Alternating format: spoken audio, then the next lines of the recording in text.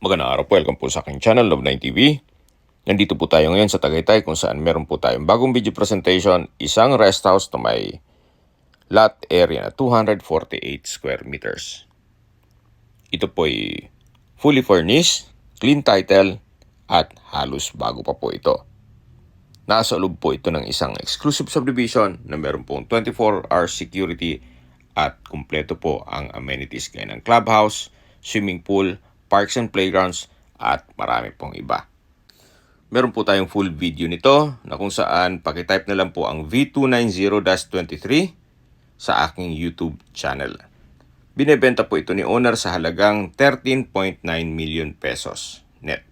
Ibig po sabihin, si buyer na po ang sasagot sa lahat ng taxes at expenses with regards to documentation. Kung may mga katanungan po kayo, tawag lang po kayo sa aking numero. Maraming salamat po.